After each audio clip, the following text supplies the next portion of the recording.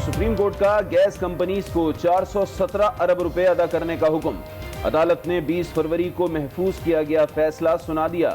Gas infrastructure development cess के खिलाफ companies की तमाम अपीलें खारिज कर दी। सुप्रीम कोर्ट के 3 रुकनी बेंच ने 2-1 की अक्सरियत से फैसला दिया। जस्टिस मुशीर आलम ने फैसला पढ़कर सुनाया। हुकूमत ने रकम मुआफ करने के लिए ऑर्डिनेंस जारी किया था, जिसे ऑपोजिशन की तनकीद पर वापस लेना पड़ा था।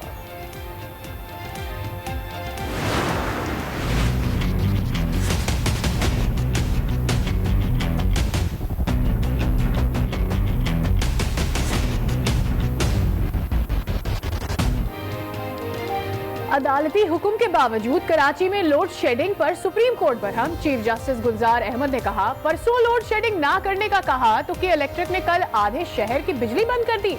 क्या के इलेक्ट्रिक वालों का दिमाग ठीक है? अवाम मरते हैं और ये लोग जाकर हाई कोर्ट से जमानत करा लेते हैं। हाई कोर्ट बैठा ही इस काम के लिए है। कराची रजिस्ट्री में बिजली की गैर एलानिया लोड शेडिंग से मुताल्लिक केस की समाअत के दौरान रिमार्क्स चीफ जस्टिस ने कहा, अवाम को इनके रहमो करम पर नहीं छोड़ेंगे।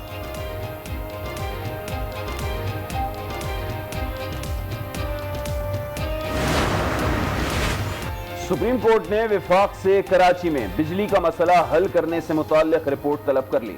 के इलेक्ट्रिक डिफॉल्टर कंपनी है, इसका मालिक बैरून मुल्क जेल में है। हुकूमत का हाल देखें, ऐसी कंपनी को कराची दिया हुआ है। चीफ जस्टिस गुलजार अहमद के रिमार्क्स, कहा पूरा मुल्क इनको ही दे दें, आपके सब मामलात गंदे हैं। इनको उस वक्त मसला होता है जब पैसा निकलवाया जाए, भारी जुर्माना आयद होना चाहिए। चेयरमैन नेपरा बोले, इनके खिलाफ कार्रवाई हो तो इससे ले लेते हैं।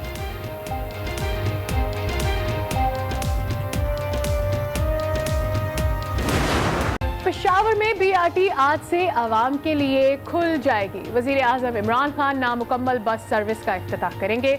गवर्नर और वजीर आला खैबर पख्तूनख्वा भी साथ होंगे। 6 माह में मुकम्मल होने वाला मंसूबा 2 साल से जायद अरसे में पाया तकमील को पहुंचा। गवर्नर सिंध इमरान इस्माइल को भी तकरीब में शिरकत की दावत।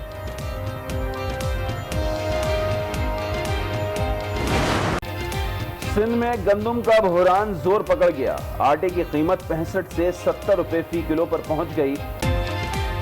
मुल्क में जश्न आजादी की तैयारियां अरूज पर पहुंच गईं। 74वां जश्न आजादी बस कुछ घंटे दूर रह गया। शहर शहर, गली गली, कूचा कूचा सज गए। सब्ज हिलाली परचम के रंग की अशिया और मलबूसात की खरीदारी, फिजाएं मिली नगमों से गूंजने लगी। हर तरफ खुशियों की बहार। आज का जश्न आजादी के हवाले से तस्वीरी नुमाइश की तकरीब से खिताब।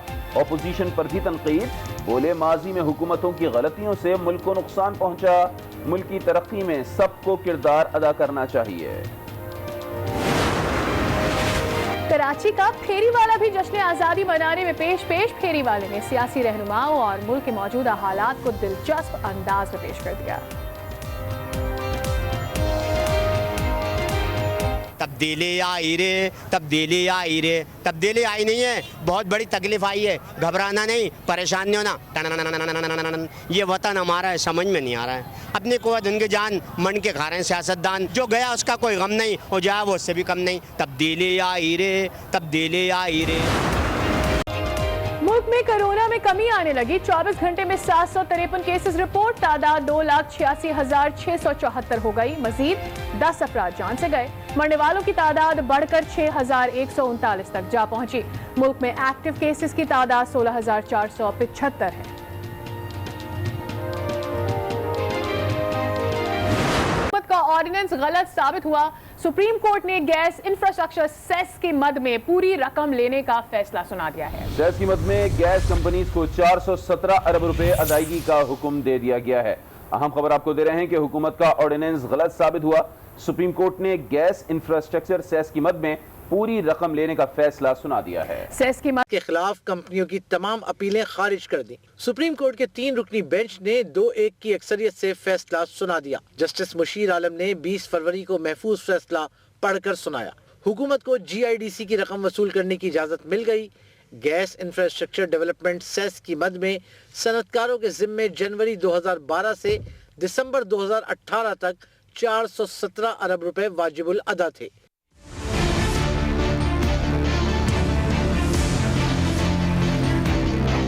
हुकूमत ने रकम माफ करने के लिए ऑर्डिनेंस जारी किया, जिसे अपोजिशन की शदीद तनकीद पर वापस लेना पड़ा। मामला अदालत में चला गया। हुकूमत ने मौक़िफ़ इख्तियार किया था कि ऑर्डिनेंस जारी करने का मकसद अदालत के बाहर मुज़ाकरात के जरिए सनतकारों से 50% रकम वसूल करना था। हुकूमत ने जल्द फैसला करने की इस्तदा करते हुए मौक़िफ़ अपनाया था कि मुकदमात ज़ेर इल्तिवा होने से गैस इंफ्रास्ट्रक्चर की मद में हुकूमत का बहुत बड़ा रेवेन्यू मुंजमद है। परसों के इलेक्ट्रिक की सरसनिश की थी और कल आधे शहर की बिजली बंद कर दी गई। चीफ जस्टिस गुलजार अहमद ने इज़हार बरहमी करते हुए कहा कि क्या के इलेक्ट्रिक का दिमाग ठीक है। सीईओ के इलेक्ट्रिक की हिफाजती जमानत पर नाराजगी का इजहार करते हुए रिमार्क्स दिए कि हाई कोर्ट बैठा ही इस काम के लिए है। चीफ जस्टिस ने विफाक को कराची में लोड शेडिंग का मुस्तकिल हल निकालने की हिदायत कर दी।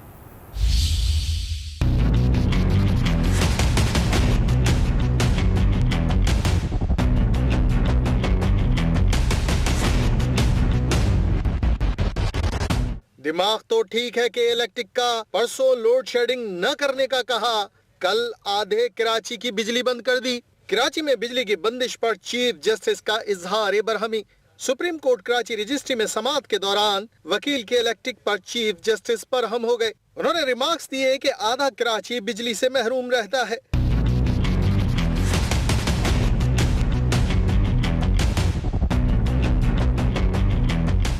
ये कौन होते हैं बिजली बंद करने वाले?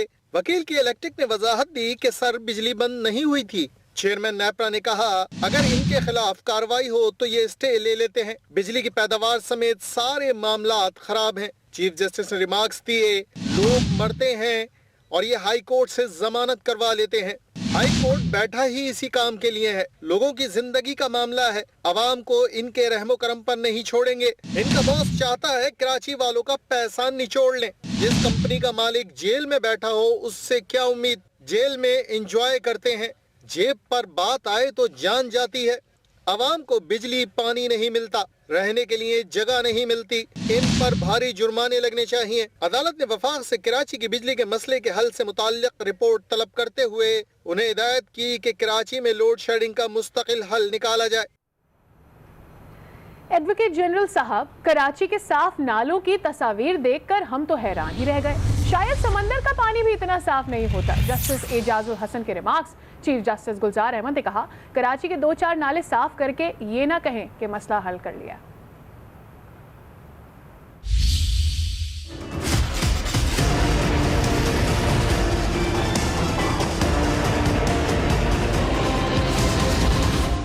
कराची के 2-3 नाले साफ करके कहते हैं कराची का मसला हल कर लिया। 5 तस्वीरें पेश करके क्या साबित करना चाहते हैं? अदालत का एडवोकेट जनरल से सवाल। सुप्रीम कोर्ट कराची रजिस्ट्री में नालों की सफाई से मुतल्लिक समाअत में साफ नालों की तस्वीरें देखकर हम तो हैरान ही रह गए कि इतना साफ पानी तो समंदर में भी नहीं होता। एडवोकेट जनरल ने कहा कराची के 90% नाले साफ कर दिए हैं। चीफ जस्टिस ने पूछा कि अगर सफाई हो गई थी तो पानी कैसे आया, जिस पर एडवोकेट जनरल ने कहा कि बारिश होती है तो पानी तो आता है। 30 अगस्त तक मौका दें, कराची के नाले हम खुद साफ करेंगे। चीफ जस्टिस ने पूछा क्या आप चाहते हैं एनडीएमए को रोक दिया जाए? अदालत ने केस की समाअत मुलतवी कर दी। सिंध हाई कोर्ट ने निजी स्कूल्स की फी में 20% रियायत के अहकामात पर अमल दरामद यकीनी बनाने का हुक्म दे दिया है। अदालत ने डायरेक्टर जनरल को हिदायत की है कि वो प्राइवेट स्कूल्स को कानून पर सख्ती से अमल दरामद करवाएं। मजीद जानेंगे आज न्यूज के नुमाइंदे शमील अहमद हमारे साथ मौजूद हैं। शमील, आगाह कीजिएगा। जी देखिए, सिंध हाई कोर्ट में निजी स्कूलों में फीसों में रियायत के मुताबिक दरख्वास्त समाअत हुई, जहां अदालत ने स्कूल फीस में 20% रियायत देने वाले स्कूलों के खिलाफ रियायत न देने वाले स्कूलों के खिलाफ कार्रवाई का हुक्म दिया है। अदालत ने यह भी कहा है कि डीजी प्राइवेट स्कूल 20% रियायत के कानून पर अमल दरामद करवाएं। वालिदैन फीस में रियायत न देने वाले स्कूलों के खिलाफ शिकायत दर्ज करवाएं। अदालत ने मजीद अपने हुक्म में यह भी कहा है कि शिकायत मौसूल होने पर डीजी प्राइवेट स्कूलों के खिलाफ कानून के मुताबिक कार्रवाई करें और डीजी प्राइवेट स्कूल अदालती हुक्म पर सख्ती से अमल दरामद करते हुए 20 दिन में इस हवाले से रिपोर्ट पेश करें। जी बहुत शुक्रिया शमील आपका। ये विफाकी दारुल-हुकूमत है, कोई तोरा बोरा नहीं, विफाक को माफिया चला रहा है। चीफ जस्टिस का FIA का हाउसिंग सोसाइटी को फरोग करने से मुतालिक केस की समाअत में इजहार बरहमी। रिमार्क्स दिए कि बड़े आदमी की चीज आती है, CDA कहता है रेगुलराइज कर दो। चेयरमैन CDA बताएं, कानून पर अमल दरामद क्यों नहीं हो रहा? ओवरसीज पाकिस्तानियों की जमीनों पर कब्जा क्यों हो रहा है? यकीन दहानी कराएं कि कल से किसी की जमीन पर कब्जा नहीं होगा। इस्लामाबाद हाई कोर्ट ने चेयरमैन CDA, सेक्रेटरी वजारत दाखिला और सेक्रेटरी एस्टैब्लिशमेंट डिवीजन को आइंदा समाअत पर तलब कर लिया। मजीद जानते हैं, हमारे साथ मौजूद है हमारे नुमाइंदे आसिफ नवी। जी आसिफ, बताइएगा।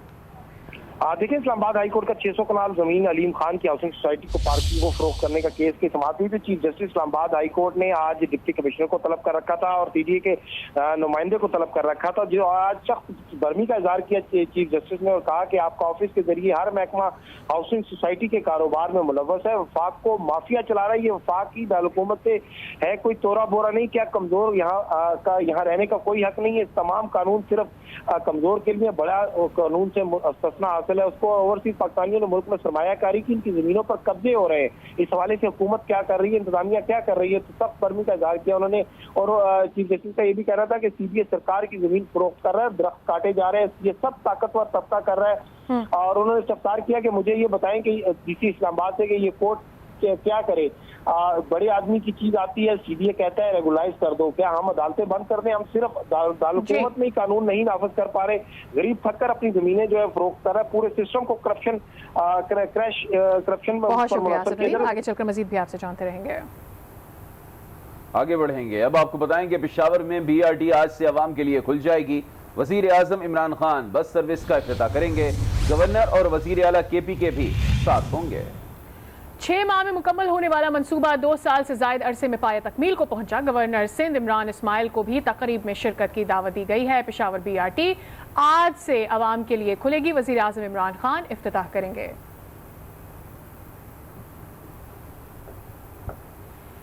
पेशावर BRT मंसूबा इफ्तिताह सिर्फ मेन रूट का कर रहे हैं। BRT मंसूबे के पार्किंग प्लाजे, बस डिपो और फीडर रूट्स ताहाल नामुकम्मल हैं। इसी हवाले से मज़ीद जानेंगे। आज न्यूज़ के नुमाइंदे कामरान अली हमारे साथ मौजूद हैं। कामरान, बताएं मंसूबे में अभी कितना काम मजीद रहता है और कब तक कहा गया है ये मुकम्मल होगा? जी बिल्कुल, पेशावर के अवाम का इंतज़ार अब ख़त्म हो गया है। 2.5 साल बाद पेशावर BRT मंसूबे का बलाखिर इफ्तिताह किया जा रहा है। हुकूमत ने मंसूबा शुरू करते ही 6 माह में मुकम्मल होने का दावा किया था, लेकिन अब 2.5 साल से ज़ायद का अरसा गुजर गया है और आज इफ्तिताह किया जा रहा है। पेशावर BRT का मंसूबा 2 हिस्सों में तकसीम था, एक मेन रूट और बाकी दूसरा जो हिस्सा है उसमें फीडर रूट, इसी तरह डेपो, पार्किंग प्लाजा और दीगर जो चीज़ें वो शामिल थे।